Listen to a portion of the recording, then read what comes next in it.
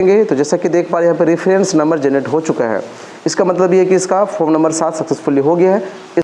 नमस्कार, सलाम, आदाब साथियों, मेरा नाम है अबुल कलाम, यूट्यूब चैनल कलाम ट्रेनर में आपका स्वागत है। मैं आपको बताऊं कि आप किस तरह से फॉर्म नंबर 7 भरेंगे। Household survey, house to house survey जो कर रहे हैं आप, BLO है, तो किस तरह आप डायरेक्ट फॉर्म 7 भरेंगे या फिर बाद में भरेंगे, पूरी जानकारी इस वीडियो में दी जाएगी। तो चलते हैं वीडियो को शुरू करते हैं। फर्स्ट ऑफ ऑल हम लोग BLO ऐप को ओपन कर लेते हैं। जैसे कि आप स्क्रीन पर देख पा रहे हैं, यहाँ पर BLO ऐप है। इसको जैसे ही क्लिक करेंगे तो होता क्या है, बार बार आपको लॉगिन करने के लिए बोला जाएगा। तो आप लॉगिन कर लीजिएगा। यहाँ पर रजिस्टर्ड नंबर और रिक्वेस्ट OTP पे क्लिक करके हम OTP डाल के लॉगिन कर लेते हैं। यहाँ पर हम अपना OTP फिल कर चुके हैं। आप वेरीफाई OTP पे जैसे ही क्लिक करेंगे तो क्या हो जाएगा, यहाँ पर वेरीफाई हो जाएगा। उसके बाद ऊपर करने के बाद पार्ट नंबर पर आपको क्लिक करना है। ऑटोमेटिक पार्ट नंबर आपका शो होगा। उसके बाद यहाँ पर सबमिट कर लेते हैं। अब यहाँ पे लैंग्वेज जो मैनुअली जो है इंग्लिश सेलेक्ट किया हुआ रहता है, आप उसी को रहने देंगे। अगर आप दूसरा से करना चाह रहे हैं तो यहाँ पर क्लिक करके यहाँ पर अलग लैंग्वेज रीजनल जो भी है ले सकते हैं। हम सबमिट पर क्लिक कर लेते हैं। वो मैनुअली जो है ऑटोमेटिक उस भाषा रहता है। अब रही बात के यहाँ पे डिवाइस कैपेबिलिटी रिपोर्ट है, तो यहाँ पर लोकेशन मेरा ऑन नहीं है, इसलिए इस तरह का शो हो रहा है, बाकी सब ठीक है। तो हम सबमिट पर क्लिक कर लेते हैं। अब यहाँ पर बात ये हो रहा है कि सर हम जब सर्वे में जाते हैं तो फॉर्म नंबर 7 कैसे भरें, ठीक है, डायरेक्ट भरें या फिर बाद में भरें। तो आप बाद में भी भर सकते हैं। किस तरह बाद में भरेंगे, या फिर देखिए आपको अगर पहले पता है तो क्या कीजिए, सर्वे जो करते हैं उसमें क्या मार्क कर दीजिए एक्सपायर का, या फिर शिफ्टेड या डेथ जो भी है। उसके बाद आपको क्या करना है, उसके बाद ही आपको वेरीफाई करना है। अभी हम लाइव करके भी बताएंगे आपको। अब तो वीडियो को लाइक नहीं किया तो लाइक कर दीजिए। आप सबसे शिकायत रहता है कि वीडियो को लाइक और कमेंट नहीं करते हैं।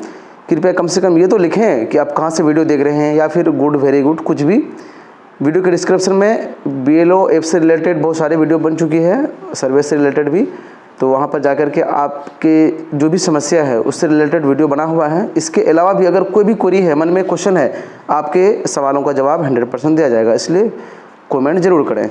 तो चलते हैं, हम एक सर्वे कर लेते हैं। इससे पहले क्या करना पड़ता है, 3 आइकन पर क्लिक करके इसको, यहाँ पर आपको पता है कि ऑफलाइन मोड में आना पड़ता है। उसके बाद होम पर क्लिक करके हम चले आते हैं H2S में। अब H2S में आएंगे तो हमने आसपास के लोगों से पता किया था, जिस व्यक्ति का नाम हमने यहाँ पे लिखा हुआ है उसको डिलीट करना है उसका, तो उसका नेम हम यहाँ पे क्या करेंगे, ये सर्च बॉक्स पर क्लिक करके हम क्या करेंगे, सर्च करेंगे, क्योंकि उन्हीं का पहले हमको वेरीफाई करना है, उनकी डेथ हो गई है।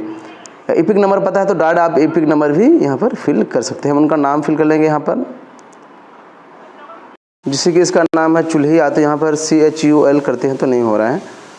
तो हम उसका एपिक नंबर हमें पता है, तो एपिक नंबर ही हम फिल करके सर्च करते हैं, डायरेक्ट उन्हीं का यहाँ पर शो होगा। यहाँ पे स्पष्ट लिखा हुआ है, नेम से सर्च कर सकते हैं, या एपिक नंबर या हाउस नंबर। तो हम एपिक नंबर फिल कर लेते हैं। जैसा कि देख पा रहे हैं हम एपिक नंबर से सर्च किए हैं, तो यहाँ पर ये व्यक्ति का जो है पूरे लिस्ट आ चुका है, फैमिली का भी आया हुआ है। तो यहाँ पर उनका नाम है, तो हमें व्यू फैमिली पर क्लिक करना है। जैसे ही क्लिक करते हैं अभी देखेंगे आप, तो उसके फैमिली के और मेंबर का भी नाम है, लेकिन हमें किसका डिलीट करना है, मतलब कौन डेट कर गया है उसका नाम सर्च करना है।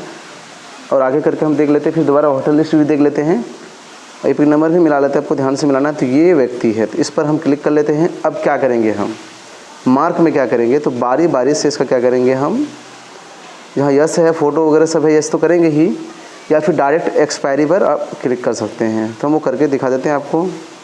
कोई बोल सकते हैं कि सर ये व्यक्ति तो है, क्या है, एक्सपायर है, तो एक्सपायर पर क्लिक करके डायरेक्ट इसको क्या कीजिए, प्रीव्यू करके सबमिट कीजिए। तो ये डायरेक्ट नहीं होगा, पहले जो भी इसका फॉर्मेलिटीज़ है, जैसे कि यस नो करना पड़ता है, इनका यहाँ पर आपको दिखा भी देते हैं। जैसे कि ये क्या है, फ़ोटो करेक्ट है, हाउस नंबर सही है, सब में मतलब सेम करना पड़ेगा, ठीक है। यहाँ पर भी ओके कर लेते हैं। उसके बाद यहाँ पर लिखेंगे रिमार्क्स में क्या लिखें, रिमार्क्स में डेथ लिख देंगे आप। तो जैसे ही एक्सपायर पर क्लिक कीजिएगा, यहाँ पर देख लेते हैं फॉर्म नंबर 7 आया हुआ है, ठीक है। तो डायरेक्ट भी आप फॉर्म भर सकते हैं, कोई दिक्कत की बात नहीं है। लेकिन होता है कि जब फील्ड में जाते हैं आप, तो उसको चिन्हित कर लेते हैं, बाद में भी भर सकते हैं। तो उसको या तो डायरेक्ट भरें, जैसे ही डायरेक्ट भरिएगा, आपको दिखा देते हैं अभी हम, डायरेक्ट भरिएगा तो सेम प्रोसेस से बाहर से भी भरा जाता है, इसमें कोई आगे पीछे वाली बात नहीं है। लेकिन है क्या कि वहाँ टाइम कम मिलता है क्षेत्र में, तो आप उसका नोट डाउन कर लीजिए। लेकिन वेरिफिकेशन करेंगे तो इसका एक्सपायर करके ही कीजिए, जो एक्सपायर वाले हैं। लेकिन बहुत सारे साथी कमेंट कर रहे थे कि सर कोई जो है डेट कर गया लेकिन हम उसको प्रेजेंट में कर दिए तो कोई दिक्कत की बात नहीं है, फॉर्म 7 भर करके उसका डिलीट कर सकते हैं, जैसे कि हम अभी कर रहे हैं। तो सभी डिटेल्स को इसका क्या कर रहे हैं हम, करने के बाद प्रीव्यू पर क्लिक किए, मतलब इनका फॉर्म नंबर 7 के लिए एक्सपायरी के लिए हम क्लिक किए थे तो वहाँ पर भरने का ऑप्शन आया हुआ है, लेकिन अभी हम नहीं भर रहे, डायरेक्ट क्या कर रहे हैं ऑनलाइन इसका कर दे रहे हैं। फिर इसके बाद हम भर के बताएंगे। जैसे आप मान के चले आप इस तरह किए तो यहाँ पर सक्सेसफुली वेरीफाई हो गया, मतलब इसका मार्क हो गया कि ये डेथ कर चुका है, आपका लिस्ट में भी शो होगा। अब हम बाहर आ जाते हैं, डायरेक्ट फॉर्म 7 नंबर भर सकते हैं, ठीक है। तो बाहर आने के बाद यहाँ पे फॉर्म्स वाले ऑप्शन पर है, ये हम इसलिए दिखा रहे हैं कि बहुत सारे साथी कमेंट कर रहे थे। तो यहाँ पर ऑप्शन जो है फॉर्म नंबर 7 का देख लीजिए, डिलेट या ऑब्जेक्शन डिलेक्शन फॉर्म नंबर 7 पर जैसे ही क्लिक कीजिएगा, यहाँ पर इस बात को बढ़िया से समझिए। इंटर अप्लीकेंट इपिक नंबर तो किसका होगा, जो डेट किया उसका नहीं। अप्लीकेंट मतलब आवेदक, मतलब जो दावा कर रहे हैं, तो किसको गवाह बनाएंगे, तो उनके जो भी आसपास के या फिर उनका लड़का या फिर बेटा बेटी जो भी वोटर लिस्ट में नाम है उनका, उन्हीं को यहाँ पर गवाह बनाना है, ठीक है।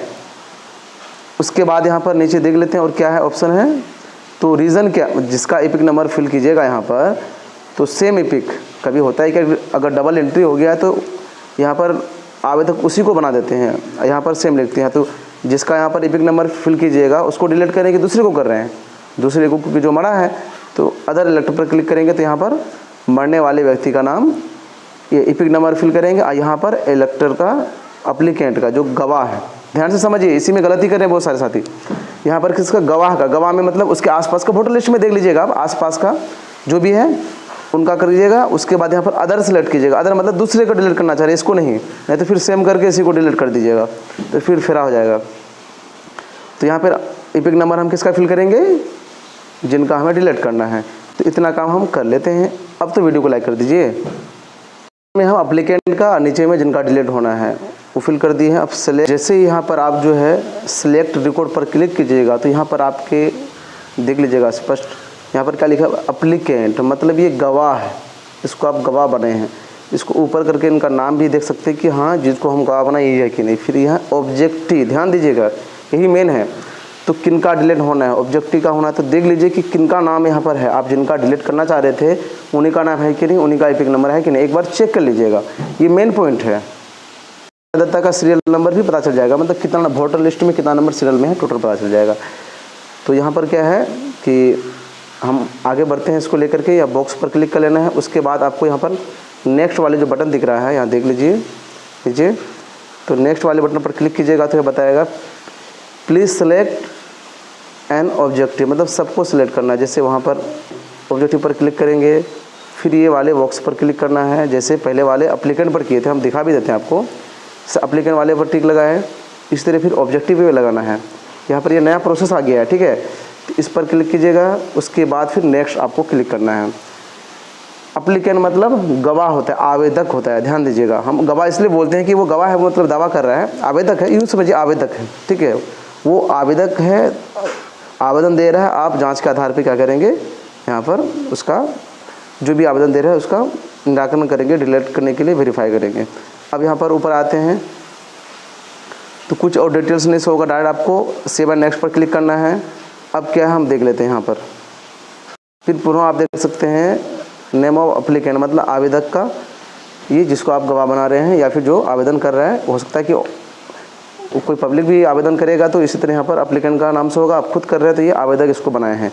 उसके नीचे देख लेते हैं, यहाँ पर नंबर में जो है एक्स है तो इसको हटा देते हैं क्योंकि फिर आगे नहीं बढ़ेगा। ये नंबर पता है तो आपको एग्जैक्ट नंबर फिल कीजिएगा या फिर हटा दीजिएगा। अब आते हैं save and next. Save and next आने पर यहाँ पर देखिए हटाने का क्या रीज़न है, जो आप हटाना चाह रहे हैं क्या रीज़न है। तो यहाँ पर क्लिक करने के बाद हो सकता है कि डेथ हो या अंडर एज हो या फिर अफसर या परमानेंटली कहीं शिफ्ट हो गया हो या फिर ऑलरेडी इनरोल है या फिर यहाँ का वो सिटीजन नहीं है, ठीक है। तो मेरा केसेस में क्या है कि डेथ है तो डेथ पर क्लिक कर लिए। उसके बाद यहाँ पर देखिए यहाँ ऑप्शन दिया हुआ है, ये तो हाइड है, इसमें कुछ करना नहीं है। अब यहाँ पर है कि डेथ सर्टिफिकेट इनका अगर है तो यस पर क्लिक कीजिएगा। तो मेनली जो 99% डेथ सर्टिफिकेट नहीं मिलेगा आपको, तो नो पर ही क्लिक किए रहने दीजिएगा और सेव एंड नेक्स्ट पर क्लिक कीजिएगा।